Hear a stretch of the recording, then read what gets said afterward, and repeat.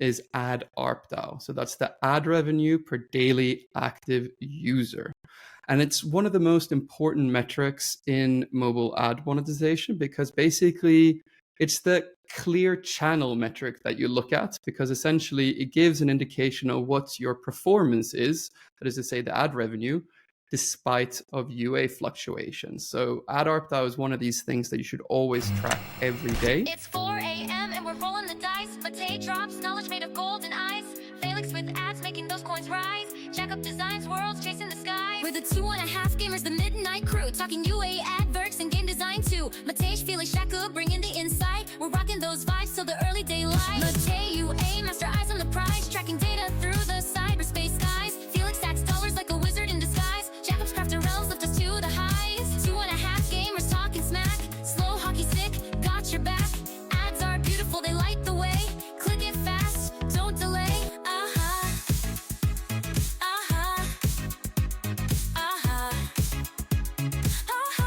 Hello everyone, and welcome to another very special episode of 2.5 Gamers. This is part of our individual series. I guess we call them ASMR Insights, where essentially one of the hosts of 2.5 Gamers trio just goes through something that they know quite well. Mathieu, a couple of weeks ago, had a great episode on the introduction for beginners on user acquisition. So I thought I'd spend the next 20 or 30 minutes doing exactly the same. So I'm going to give you guys an introduction on the most important aspects of ad monetization. The things I'm going to go over the basic terms and go through each one of them so you understand it. Explain how the overall marketplace actually works. We're going to go in a bit depth onto ECPM and exactly how it's calculated.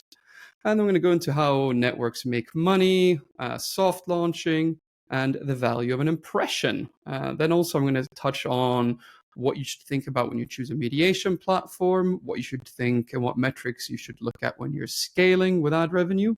And then also go over the main ad networks that you can actually work with today. And I think that will take us about 20 or 30 minutes. But basically, this is just designed to give you a great introduction into how mobile ad monetization works. But enough about that. Who am I? I'm Felix. I'm one of the co-hosts on 2.5 Gamers. And essentially, I've been in the mobile industry now for close to 8 or 9 years. I started off working in 2 DSPs and 1 ad network. So basically, I've seen both sides of the coin. DSPs and ad networks are the companies, I guess, that are buying the ads in the games that you're monetizing with ads. And and essentially for the last couple of years, I've been helping publishers increase their ad revenue. So without further ado, what I want to start to talk about here is just the basic terms. And essentially the main basic terms are that you need to know is ECPM, fill rate, ad revenue, obviously, ad ARPDAU, and ad viewer rates. And we'll go through all of them now. So first of all, the basic term that you need to know the most when it comes to mobile ad revenue is ECPM, or effective cost per melee. That essentially means what the network pays you for 1,000 impressions inside of your application or game. So they're grouped together in groups of thousands, 1,000 interstitial impressions, 1,000 rewarded impressions, and 1,000 banner impressions, right? So that's essentially what you get paid. We'll go into that one in a bit deeper when we're done with the basic terms, because it's quite an important one. The next one is fill rate. That is the percentage of ad requests that are actually sold to a network when you show an impression to your user. So if you have 1,000 impressions and if you essentially fill 900 of them, then you have a fill rate of 90%. So that is actually if you can sell all of these impressions that you're wanting to sell as well for a price. So ECPM plus fill rate together equals ad revenue. So essentially ECPM and fill rate, that's how much together is how much money you actually get paid for the ads that you have in your game. So those two components, right? And what a lot of people get quite wrong is that they always chase after the highest ECPM, but also you should also be looking at fill rates, because I would gladly take a lower ECPM if it meant higher fill rates that resulted in a higher ad revenue, right? So that's how you need to think about that. The next one, which is probably one of the most important terms, is ad ARPDAU. So that's the ad revenue per daily active user. And it's one of the most important metrics in mobile ad monetization because basically it's the clear channel metric that you look at, because essentially it gives an indication of what your performance is, that is to say the ad revenue, despite of UA fluctuations. So ad ARPDAU is one of these things that you should always track every day. And you should also refer to ad ARPDAU when you're talking to networks, because if you only talk about ECPM, they might think you're a bit dumb. And we don't want that. The next one is more on the design terms, which is ad viewer rate or engagement rate. That is the percentage of users that actually interact with your ads. And there's different metric on the different ad units, what's considered a good ad viewer or a good engagement rate. Typically, you say that with rewarded video, anything below 45% of overall ad viewer rate on rewarded ad means that either the placement is not visible enough or the reward is not high enough to essentially watch these rewards. And that's a good sign maybe to rethink one of these two aspects and make the rewarded ad placements better. On interstitial, typically, if you actually want to earn money with interstitials, you ideally want to have interstitials in the 70 to 80% range. And that is essentially because the interstitial ad unit is not a opt-in format, right? You don't choose to watch an interstitial, you get served an interstitial, right? So usually you want to have that as high as possible because essentially you're monetizing your users when they have no choice. The thing to be careful usually when interstitial ads, though, is that it's quite a big drag on retention. And usually what I sometimes recommend to people, we'll get to that on the mediation setups, but if you're running interstitial ads, what I usually recommend is actually testing out various bid floors, which means that essentially in the mediation platform, you say that I don't wish to have an interstitial ad unless they pay at least X value. And essentially that means you're not serving interstitial ads that otherwise wouldn't be worth that much. And essentially you're saving your retention that way. So banners is another ad unit that's used quite widely. Here I would also say that a good ad viewer or engagement rate is usually anywhere between 80 to 90%, right? So if you think about it, the banner ad is a very small, compact ad unit that's usually at the top or at the bottom of a game. And usually when this makes money is that you need to have a big user base that watches these type of ads during gameplay, and they watch it for a long time, right? So the ad viewer rate here needs to be quite high. It needs to be visible at all times. Typically the puzzle genre monetizes banner ads the best, I would say. Which also brings us quite neatly into impression per daily active user, or the ARPDAU.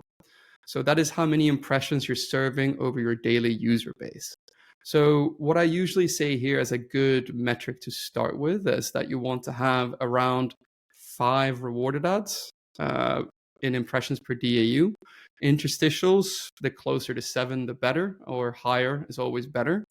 And banners, typically you start to play around with something called the refresh rate of the banners.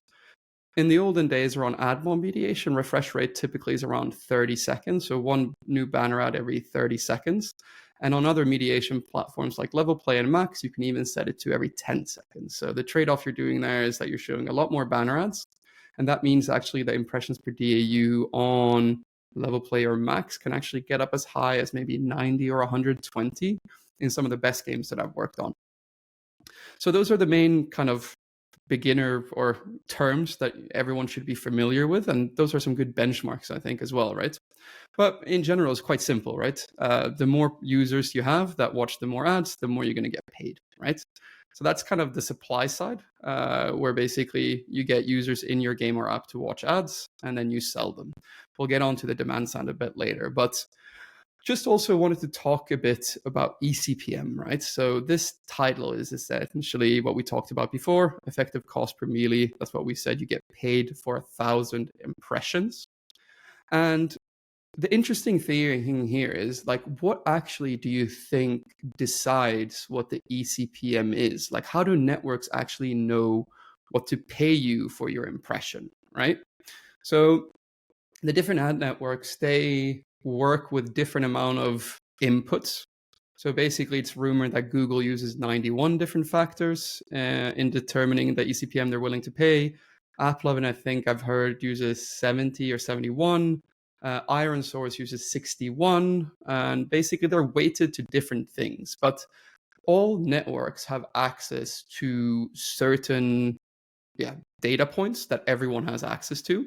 And pretty much the main ones that decide actually what your network pays you for impressions is they track the last 7 days of data of their actual performance in your app or in your game.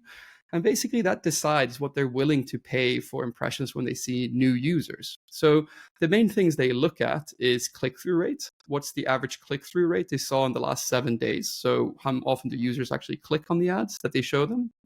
What is the install rate? Like, did the users actually download and start using these apps that were shown in user acquisition campaigns? The competitiveness, so how often they bid for a user or lose. So that's the win rate. So how often do users actually win bids, or how often do they actually win bids in the last 7 days? Obviously, geolocation is one of the most important factor because that decides usually on average how wealthy a user is. So the God geolocation that still pays the highest ECPMs is the states.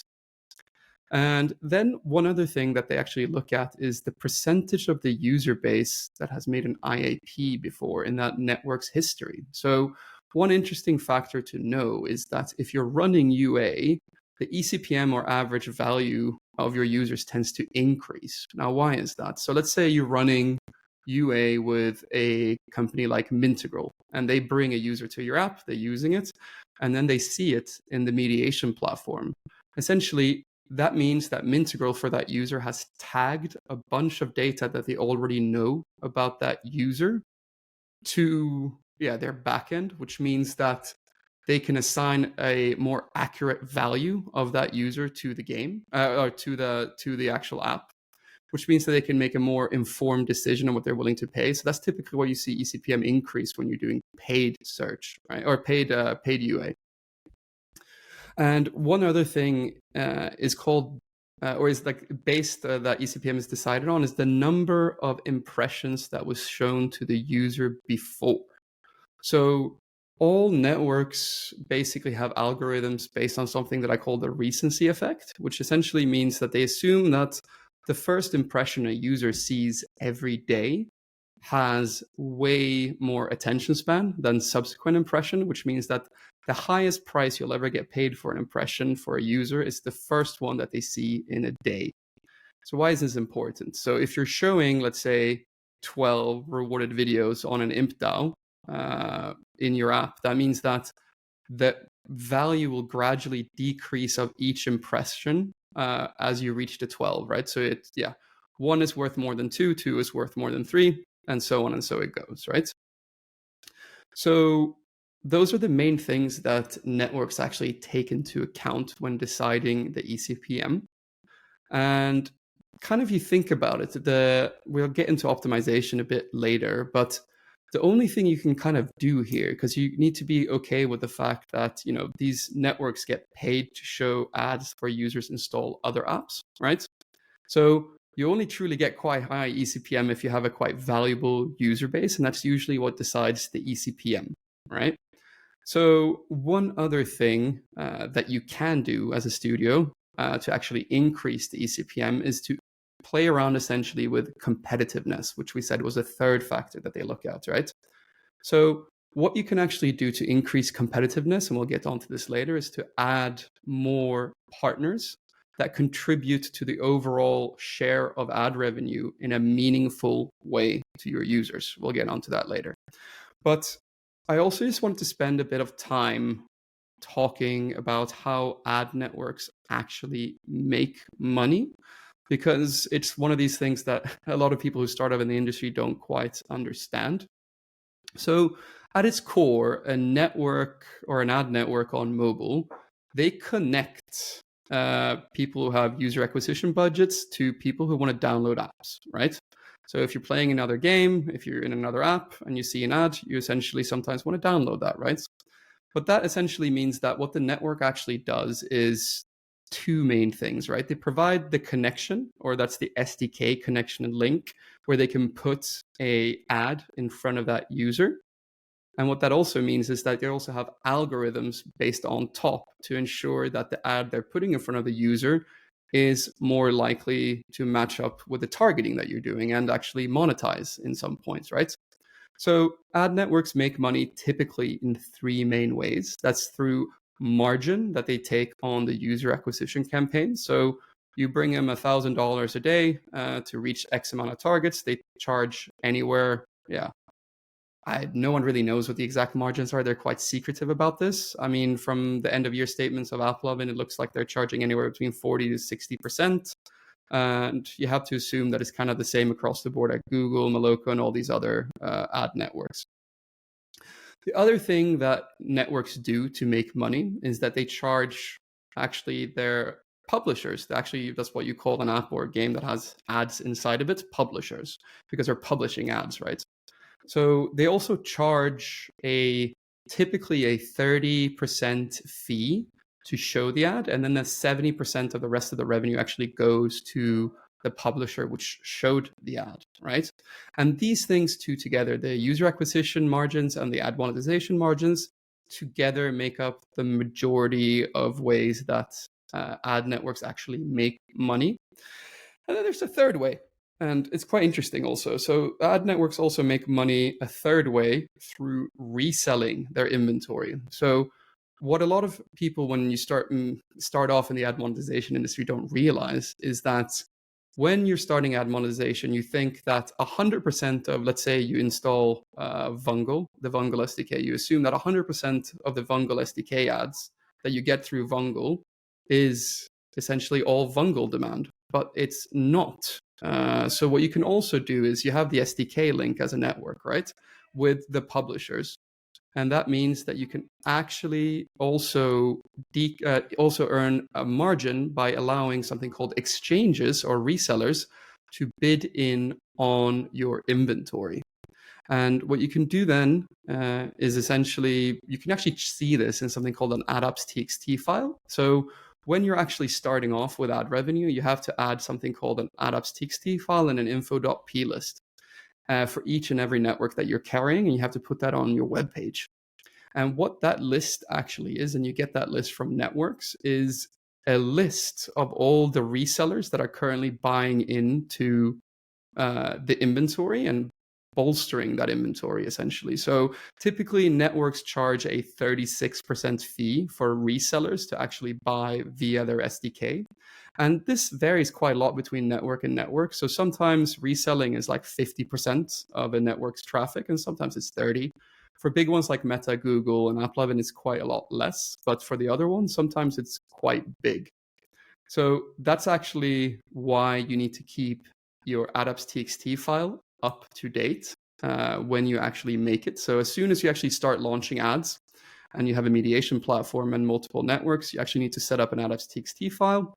How this works is that a crawler for every network goes into your store listing, your iOS and Apple one, iOS and Android one.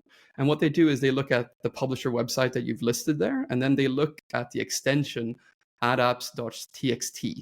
And essentially what they look for there is the codes that you actually give an approval for resellers to show ads. And it's essentially a anti-fraud tool.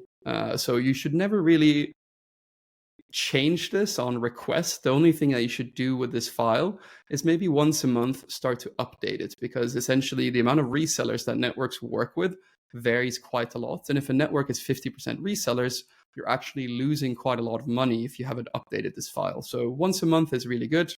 The seller's JSON is exactly the same, but it's based on iOS and it does the same thing. So that is a good introduction for the first, 20 minutes right now on what actually and how the industry works with some metrics.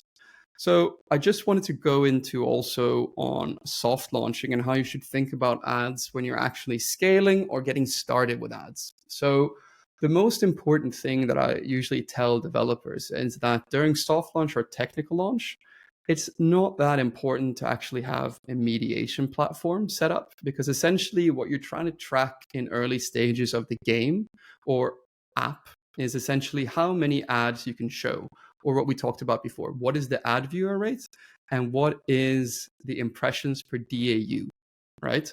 So using the metrics that I highlighted earlier in this episode, that's usually a good North Star metric to think about it. Like, don't worry too much about ECPM at all when you're getting started, because there's tons of things that we just highlighted you can do to actually increase it. So usually during soft launch, I just recommend to try to get that ad viewer rate and impressions per DAU as high as possible. And basically what you're fighting against then is the retention, right? So if your users are watching a lot of ads, and that usually means that your retention, your day 1, day 7, all these retention metrics will actually drop quite significantly, because ads do drag quite a lot on when you're adding them. But usually, like, here, what I would say is, if you're running a game, I'm sorry. Here, I guess what I'm trying to say is, like, the main question that you think about is kind of what is the value of an impression and how you should think about that when you're actually doing your economy and budgeting balancing. So typically for a game that's 100% ad revenue driven, this usually means in the States that you're pretty much getting paid about 2 cents per rewarded impression. And then globally, excluding the United States, this typically means that you're getting paid 0.8 of 1 cent. Interstitial ads, you typically get paid in the States on iOS and Android around 2 or 1 cents per impression. All this factors depending on what the ECPM is, right? Which we talked about a bit earlier. And a banner impression in the States is, typically for one impression is like 0.019 of 1 cent. So it's quite low, right? Which is why you need to get the impression per DAU and ad viewer rate so high to actually earn any meaningful revenue from ads, right? So now we can kind of move on to choosing a mediation provider. So choosing a mediation is quite interesting, right? Because there's 3 main mediations that you can currently use. There's a couple of more, but basically the 3 mains that are usually used are basically, I would say, is probably 95% of the whole mediation market is AdMob, AppLovin, and LevelPlay. And I'm planning to do a video each covering how basically the mediation platforms work that I will be releasing in the next coming weeks. But essentially, I'll just go quickly through the main 3 mediation platforms here. So AdMob is the first one. It was basically launched in 2007. Then it got bought by Google. It's basically the OG. It's been around for ages. And what AdMob does extremely well is banner revenue and ad quality, right? So basically, typically the banner revenue on AdMob is the highest and native. So basically that's what they do extremely well.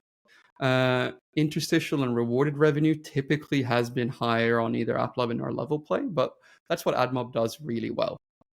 AppLovin is also has their own mediation platform called Max, which is currently the industry leader. Probably the share of percentage of apps that are actually using Max that have ads is probably anywhere between 75 to 85% right now. And typically the main benefits of working on Max is that you get access to ad ROAS and blended ROAS campaigns for user acquisition, which means you can actually optimize based on people watching ads instead of making IAPs.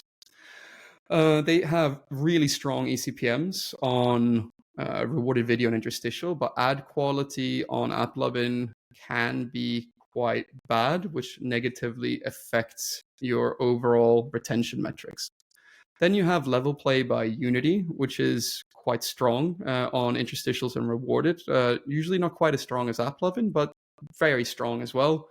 Both AppLovin and LevelPlay are not as strong on the banner side as AdMob, but basically LevelPlay also has good interstitial and rewarded. But what LevelPlay really does quite well is that they have really good data manipulation tools, which means that you can actually use it and dive really deep into data, which is quite good. They also have a cross promotion tool that you can use for a fee, I believe. But that's just a brief overview. I've been talking for 23 minutes already, and I kind of want to keep this under 30 minutes. So the next thing I wanted to talk about is scaling. So you've done your soft launch, your technical launch, you see impressions. And before you're actually starting to scale your game, the first thing you want to do then is add the mediation platform. And if you think back to how you as a publisher can actually impact the overall ECPM, one of the main things you can do is competitiveness, right? That we talked about. And the main thing you can do to increase competitiveness is actually adding networks that compete in your ad stack, because that essentially increases the average value of your impression. So the first thing you need to start doing when you scale is actually think about what networks to add. So the best rule of thumb here is that because mainly all networks are now on bidders or header bidding, so it's technically a lot easier to manage your mediation platform now than it was a couple of years ago. But what you want to start doing is, if you're starting off and you have maybe $50 to $100 of daily ad revenue, pretty much here you only need about 3 or 4 networks, because honestly, usually what a network impacts, if you're adding a good network, is anywhere a 5 to 10% increase on ad ARPDAU. So if you think about that, right? So if you're earning $100 a day and you're increasing the ad revenue by 10%, if you're adding a really good network, that means you're increasing by about $10 a day, right? So that's how you should think about it, right? So as much effort as you put into the daily or optimization of it, just remember that the returns that you're actually getting is like, yeah, that's a good way to think about it, right? So yeah, don't spend too much time on it for just 10% of $100 a day. But if you're earning $10,000 a day, that's actually time quite well spent, right? So because that equals like $1,000 a day, right? So if we think about networks, so usually I'd say up until maybe $500 a day, it's fine for just 3 or 4 networks. We'll go into which ones I would usually recommend. But basically, as you're scaling in daily ad revenue, it's also very important that you scale your ad stack at the same time, right? And what that means is you basically need to try some of the networks and basically see if they're actually improving the competitiveness of your stack. And if they're not, you need to remove them because they're actually not doing anything. And then it's just headache to get paid from all these various different networks. So choosing main networks, what I usually see people starting with on Android, interstitials, I would usually recommend starting with AppLovin, Meta, Google, Unity, Moloko, Mintegral, Immobie, Liftoff, and DTX on interstitials. On rewarded video, the biggest ones that I currently see is AppLovin, Google, Meta, Google Ad Manager, surprisingly still holding on quite tightly, Mintegral, Unity, Moloko, IronSource, and Immobie. On banner, the biggest network is actually Amazon Publisher Services on Android. Then Google Bidding, Meta, Immobie, Pubmatic, Google Ad Manager is quite good on banner still on Android, Mobile Fuse, and Digital Turbine. On iOS, on interstitials, the ones I usually start to recommend to work with is AppLovin, Google, Unity, IronSource, Mintegral, Moloko, and Liftoff. That's kind of the same on both interstitials and rewarded videos. That's the same list. And then again, on banners on iOS, Amazon is still the biggest. Google Bidding is after that, the second biggest. Moloko is really good as well. AppLovin, Immobie, Verve, Liftoff, and Samato are also quite good. Those are ones I would usually recommend to start with. But usually what you want to do here is you add a network in an A/B test when you're starting a new one. And you just want to make sure that the ad ARPDAU is actually increasing. And basically also what you want to look at when you're running these tests is what is the share of revenue that that network is taking, right? So you want to have all your networks over at least 5% share of revenue.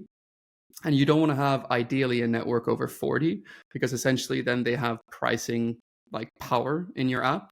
So usually you find it that the apps that have the best ad ARPDAU or the best metrics in ad monetization are usually the apps that, have a good balance on the network. So it's also important that you, as you scale the game, right, you also need to scale your capabilities alongside it. So you also need to have, if you're starting to earn usually around 15 to 25K a day in ad revenue, that usually means that you can actually have account managers at all of these apps, and basically you should have regular dialogues with them. And when you're having these regular dialogues, what's actually important to think about is asking sometimes some stupid questions, because essentially how networks sometimes divide demand on their platform is sometimes able to be managed by humans, right? So if you actually push a little bit, sometimes you can get basically better terms. And I always joke about the fact that the best ad monetization managers are constantly grumpy. So the best way to actually get quite a good outcome with all the networks is basically to be grumpy. And yeah, I think that sums it up. In the coming weeks, I'm going to do an in-depth dive on both AdMob, AppLovin, Max, and Unity level play to kind of show how it works and how to get started there. But I think that's a good place to end it for today. Please remember to subscribe and also be grumpy. I'll see you next time. Thank you so much for tuning in to one of these special episodes of ASMR Insights. This has been Felix. I've been giving you a nice little walk-in on introduction on how to think about ad monetization. If you have any questions, message us. We have a Slack group and it's linked below. Best of luck to you all. Bye-bye.